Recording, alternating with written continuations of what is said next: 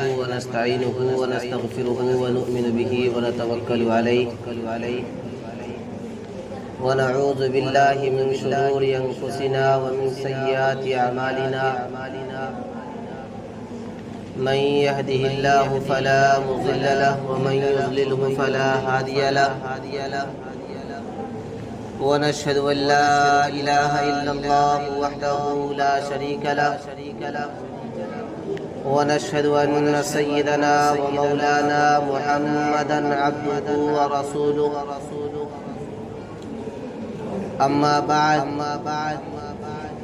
فأعوذ بالله من الشيطان الرجيم بسم الله الرحمن الرحيم فلما أسلما وتله للجبين وناديناه أن يا إبراهيم قد صدقت الرؤيا إنا كذلك نجزي المحسنين صدق الله العظيم وصدق رسوله النبي الأمين المتين الكريم ونحن على ذلك لمن الشاهدين والشاكرين والحمد لله رب العالمين.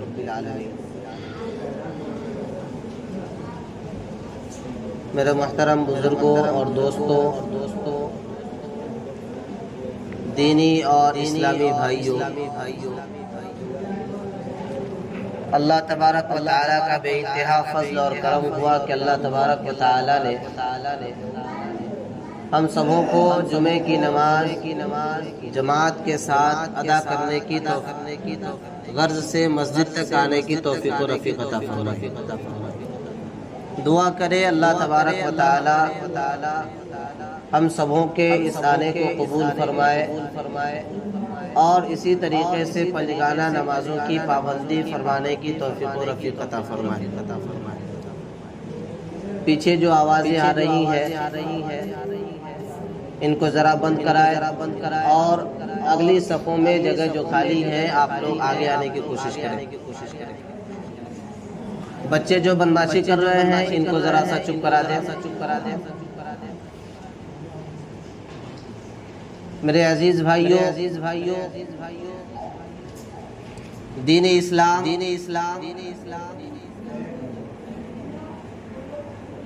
ایک ایسا دھرم ہے، ایک ایسا مذہب ہے جو انسان کو انسانیت کا پیغام دیتا ہے. یہ ہمیں سکھاتا ہے کہ کس طریقے سے ہمیں زندگی گزارنی ہے. ہماری جو پیدائش ہوئی ہے انسان کی شکل ایک بہترین مخلوق، ایک اچھا شکل و شباہت رکھنے والی مخلوق بنا کر کے انسان کی شکل میں ہمیں پیدا اور ایک انسان کے اندر انسانیت کس طریقے کی ہونی چاہیے. انسان آدمی کی شکل میں پیدا ہو جانا یہ کمال نہیں ہے. کمال یہ ہے کہ ہم جس اعتبار سے ہمارا وجود ہے اس اعتبار سے ہماری زندگی کر جائے. بہت سارے لوگ انسان ہیں لیکن ان کی صفت، ان کا کام، ان کا ہنر، ان کا چلن انسانوں والا نہیں. اور دھرم مذہب یہ ہمیں اسی بات کی طرف کھینچتا ہے کہ آپ کو اپنے اندر انسانیت لانا ہے. انسانیت کیا ہے کہ ہمارے اندر آپسی محبت ہو، ہمارے اندر بھائی چارگی ہو، ہمارے اندر سے جھوٹ نکل جائے، ہمارے اندر سے دھوکہ نکل جائے، ہمارے اندر سے ایک دوسرے کو فریب میں ڈالنا نکل جائے، ہمارے اندر آپسی محبت، آپسی بھائی چارگی ایسی ہو کہ نبی پاک صلی اللہ علیہ وسلم نے ارشاد فرمایا کہ اگر کائنات کے اندر ایک انسان کو دکھ ہو، ایک انسان کو درد ہو، ایک ایمان والے کو اگر چوٹ لگے تو دوسرا ایمان والا اس کے چوٹ کی وجہ سے تڑپ جائے. مسلمانوں کی تاریخ اور مسلمانوں کے جو واقعات مسلمانوں کے سامنے جو ہے یہ ہمیں سبق دیتا ہے، یہ ہمیں سکھاتا ہے کہ ہمیں بھی اپنی زندگی اسی طریقے سے گزارنی چاہیے۔ ابھی ہمارے سامنے سے، ہمارے سروں سے ایک مبارک مہینہ، ایک مقدس مہینہ گزرا، جس کو ہم سبھی لوگ رمضان کے نام سے جانتے ہیں۔ ہر کس و ناکس اس رمضان کے مہینے میں ایک اچھا، ایک ویل کنڈیشن انسان بننے کی کوشش کرتا ہے۔ ہر شخص کو فکر ہوتی ہے کہ ہمیں نماز پڑھنا ہے، روزہ رکھنا ہے، جھوٹ سے بچنا ہے، دھوکے سے بچنا ہے، اور دوسرے کو ایذا رسانی سے بچنا ہے، اور اپنے آپ میں ایک اچھا کنڈیشن اور ایک اچھی صفت لانے کی کوشش کرتا ہے۔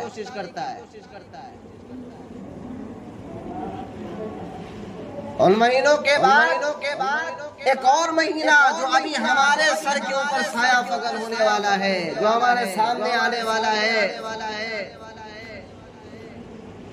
جس کو ہم بقرعید کے نام سے جانتے ہیں، عید الاضحیٰ کے نام سے جانتے ہیں، عید قرباں کے نام سے جانتے ہیں۔ میرے عزیز بھائیوں، بس چند دنوں کے بعد وہ وقت، وہ سما ہمارے سامنے آنے والا ہے جس کو ہم لوگ قربانی کے نام سے جانتے ہیں۔ قربانی ہے کیا چیز؟ میں ذرا سا اس کے اوپر تبصرہ کر کے اپنی بات کو ختم کرنے کی کوشش کروں گا۔ قربانی ہے کیا چیز؟ یہ اللہ کے نبی سرکار دو عالم صلی اللہ علیہ وسلم سے صحابہ کرام نے ارشاد کیا، پوچھا یا رسول اللہ یہ قربانی کیا ہے؟ قربانی کیا ہے؟ نبی پاک صلی اللہ علیہ وسلم نے فرمایا کہ قربانی تمہارے باپ، تمہارے دادا ابراہیم علیہ السلام کی یادگار ہے۔ ابراہیم علیہ السلام اور آپ کے بیٹے حضرت اسماعیل علیہ السلام کی یادگار ہے۔ صحابہ نے پوچھا یا رسول اللہ اس کے فائدے کیا ہے؟ میرے نبی نے فرمایا کہ اس کا فائدہ یہ ہے کہ ہر بال کے بدلے اللہ تبارک و تعالیٰ تمہیں ایک نیکی نصیب فرمائے گا۔ ہر اون کے بدلے تمہیں ایک نیکی نصیب فرمائے گا۔ بعض حدیثوں میں آیا ہے کہ اللہ تبارک و تعالیٰ تمہیں ہر بال کے بدلے ایک نیکی دے گا اور ہر بال کے بدلے تمہارے ایک گناہ کو معاف فرمائے گا۔ یہ قربانی کی فضیلت ہے، قربانی کا فائدہ۔ آئیے میرے دوستو، قربانی حضرت ابراہیم علیہ السلام اور حضرت اسماعیل علیہ السلام کی یادگار کیسے ہے؟ ذرا سا اس کے اوپر میں آپ کو ایک تبصرہ بتا دو، آپ کی یاد دہانے کے لیے واقعے کا ہلکا سا جھلک آپ کے سامنے پیش کرتا ہوں۔ حضرت ابراہیم علیہ السلام اس دھرتی کے بہت ہی جلیل القدر مائع ناز انبیاء میں سے ایک نبی ہے۔ کون ہے؟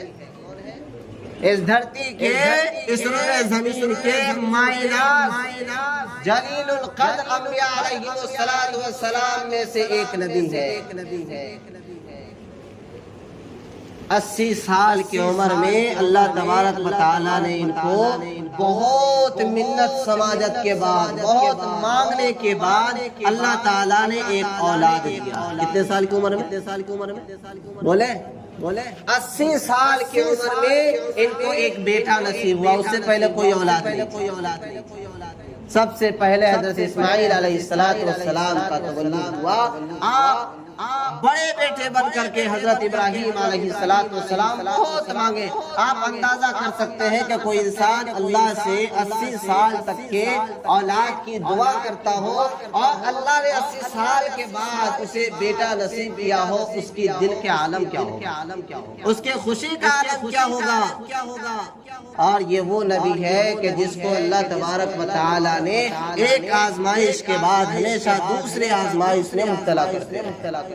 آپ جب سے پیدا ہوئے، جب سے حضرت ابراہیم علیہ السلام پیدا ہوئے، آپ نے واقعہ سنا ہوگا اور بہت سارے جگہوں پہ آپ کو یہ واقعات سننے کو ملتے ہوں گے کہ حضرت ابراہیم علیہ السلام کی پیدائش کہاں ہوئی ہے؟ ایک بت پرست کے گھر میں ہوئی۔ ایک بت پرست کے گھر میں حضرت ابراہیم علیہ السلام پیدا ہوتے ہیں۔ اور وہ بت پرست ایسا نہیں جو صرف پوجا کرتا ہو، بلکہ آپ کے والد آزر وہ بت کو بنا کر کے لوگوں کو فروخت کیا کرتے تھے، ان کا کاروبار ہی وہی تھا۔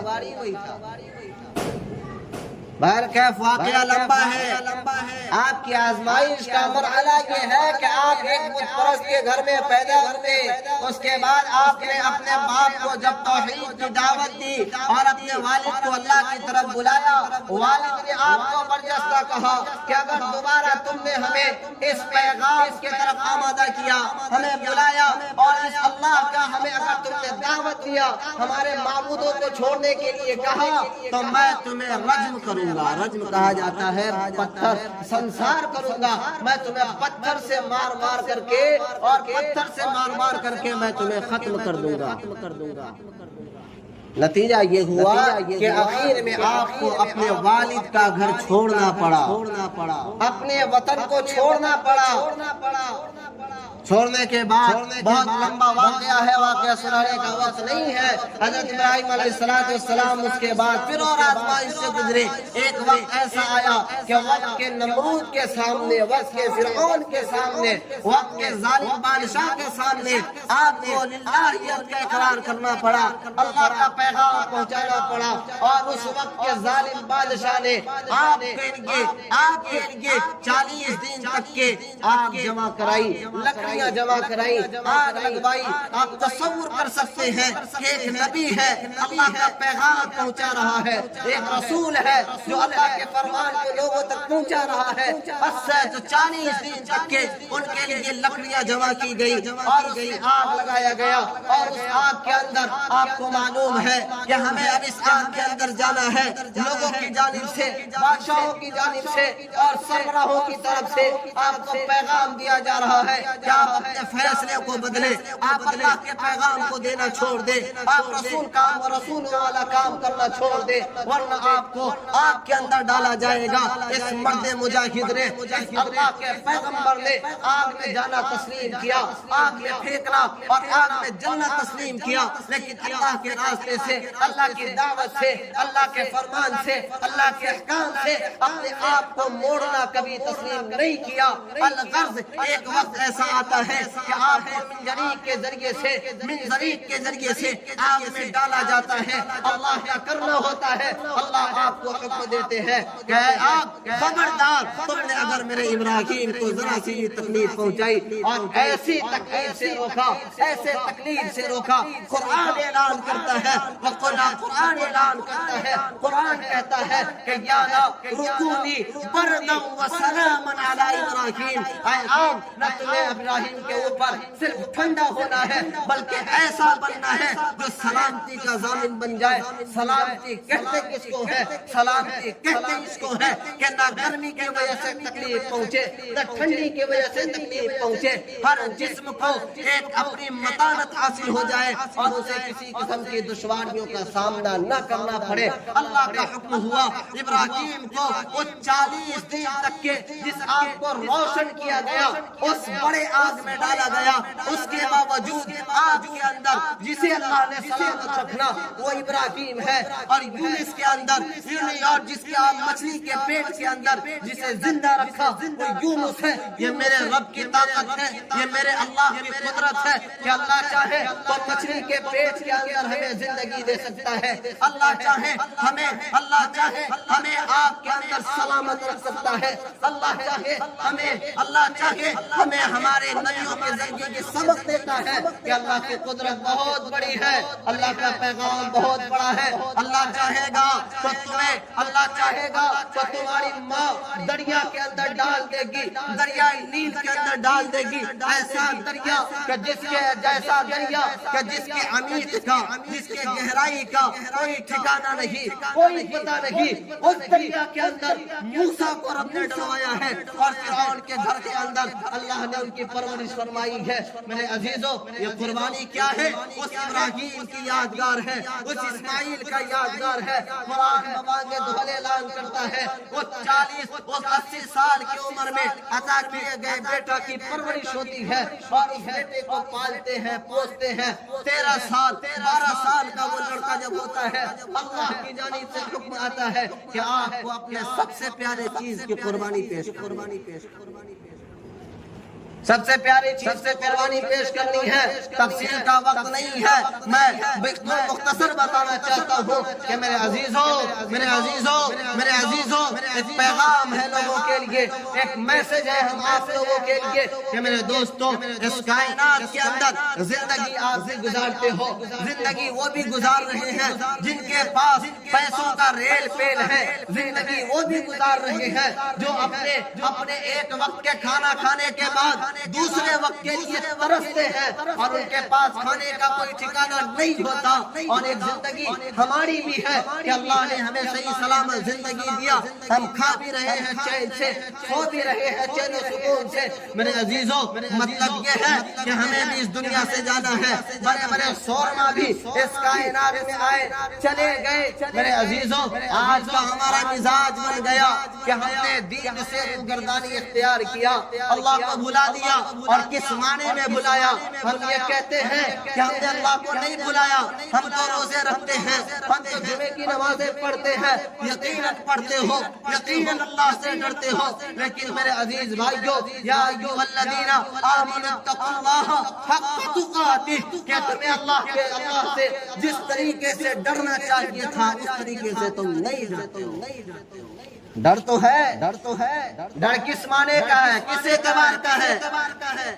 ہمارے گھر کے اندر خوشی ہے، بچے کی تولد ہو رہی ہے، بچہ پیدا ہو رہا ہے، بیٹا پیدا ہو رہا ہے، بیٹی جنم لے رہی ہے اور گھر میں شادی ہے، تو ہم اللہ کو اس طریقے سے بھول جاتے ہیں کہ دنیا کی رنگینیاں، دنیا کی مستیاں، دنیا کی تمام شبابیں ہمارے سامنے ہوتی ہے، اور جب ہمارے اوپر مصیبت آتی ہے اور جب ہمارے اوپر ایک طریقے کی کیفیت آتی ہے، ہمارے اوپر کسی طریقے کے حالات آتے ہیں، پھر ہم کہتے ہیں کہ ہم اللہ کو ماننے والے ہیں، پھر ہم کہتے ہیں ہم اللہ سے مانگ رہے ہیں۔ نہیں لوگوں، اپنی ہسٹری کو پہچانو، اپنے پیغام کو سمجھو، علماء کے ان بیانات کو سنو جو تمہارے دلوں کو جھنجھوڑ دے۔ آج ہمارے گاؤں کے اندر، ہمارے محلے کے اندر وقتاً فوقتاً اور کسی نہ کسی موقع سے گانے سننے کا موقع تو مل جاتا ہے، ہمارے بچوں کے لیے انٹرٹینمنٹ کرنے کے لیے اور ان کو بگڑنے کے لیے ان کے ناچ بجانے کے انتظامات چاہے وہ جس طریقے سے ہو جاتے ہیں، لیکن ہمارے بچوں کے لیے کبھی کیا یہ انتظام ہوا ہے کہ بیٹھ کر کے کسی انبیاء کے واقعات کو سنو، کسی رسول کے پیغام کو سنو؟ کیا کبھی ہم نے یہ کوشش کیا کہ ہم اپنے بچوں کو بیٹھا کر کے انبیاء علیہ السلام کے اولیاء کرام کے ان کے حالات زندگی کو سنائیں، اور وہ سنا کر کے یہ سنانے کے بعد کیا ہوگا؟ یہ ہوگا کہ ہماری زندگیوں کے اندر تبدیلی آئے گی، ان کو وہ ہسٹری معلوم ہوگا، ان کو وہ تاریخ معلوم ہوگی جس تاریخ کو زندہ کرنے کے لیے ابراہیم علیہ السلام نے اپنے بیٹے کے گردن کے اوپر چھری چلائی تھی۔ آج لوگ سوال کرتے ہیں، لوگ پوچھتے ہیں، اور اسکول اور کالجز کی دنیا میں پڑھنے والے لوگ اس بات کی طرف اپنے ذہن کو لے جاتے ہیں، پوچھتے ہیں کہ لاکھوں اربوں خربوں روپے کے بکرے اور جانوروں کو قربانی کے دن حلال کیا جاتا ہے، ذبح کیا جاتا ہے، اور ان کو ذبح کر کے کیا فائدہ ہوتا ہے؟ اتنے پیسوں کو ذبح کرنے سے بجائے اگر جمع کیا جاتا، کسی غریب بچیوں کے شادی میں لگا دیے جاتے۔ یہ سوال وہ سوال ہے جس سوال سے مسلمانوں کے ایمان کے اندر ایک قسم کا زلزلہ پیدا ہوتا ہے، مسلمانوں کے ایمان کمزور ہوتے ہیں۔ ہرگز نہ آنا ایسے سوالوں میں، ان سے بس ایک جواب دینا کہ ہمارے لیے اللہ کا فرمان ہے، ہمارے لیے رسول اللہ کا پیغام ہے۔ رسول اللہ نے فرمایا کہ ہمیں اپنے باپ کی یاد میں، ہمیں ابراہیم علیہ السلام کی یاد میں قربانی کرنا ہے، ہمیں اسی احکام کے اوپر پابند رہنا ہے۔ اور میرے عزیز بھائیوں، ہمیں چاہیے کہ جو قربانی کے احکام ہمارے سامنے آنے والے ہیں، ان احکام کو ہم جانیں، ان احکام کو سیکھیں، ان کو معلوم کریں۔ اور قربانی ایک ایسی عبادت ہے، اللہ کے نبی نے فرمایا کہ قربانی کے 3 دن ہوتے ہیں نا، قربانی کے 3 دن میں سب سے محبوب عبادت یہ ہے کہ آدمی سب سے پسندیدہ عبادت یہ ہے کہ آدمی قربانی کرے۔ میرے دوستو ہمیں چاہیے کہ ہم قربانی کی فضیلت کو سمجھے، قربانی کے احکام کو، اس کی فرضیت کو سمجھے اور شوق کے ساتھ اللہ کے راستے میں قربانی کرے اور حضرت ابراہیم علیہ السلام کی سنت کو زندہ کرے۔ اور اس کے ساتھ ہمیں چاہیے کہ ہم اپنے انبیاء علیہ السلام کی تواریخ کو سننے کی کوشش کریں، علماء سے جانیں، ان سے سمجھیں۔ آج ہسٹریاں ہے، دنیا کی ہسٹریاں ساروں کو معلوم ہے، سبھی سن رہے ہیں، ان تاریخ اسلام کو پڑھنے والوں کی تعداد کم ہو گئی۔ یہی وجہ ہے کہ آج ہمارے نوجوان طبقے ہم سے دور جا رہے ہیں، ان کے پاس دین کا علم نہیں ہے، ان کو دین سمجھانے والا، دین سنانے والا کوئی نہیں ہے، اور جس کا نتیجہ یہ ہے کہ وہ دنیا کی رنگینیاں سن کر کے اس میں مست ہے، مگن ہے، ادھر جاتے ہیں، اور ہمارے دلوں پہ اللہ کے یہاں آنا ان کے لیے دشوار گزرتا ہے۔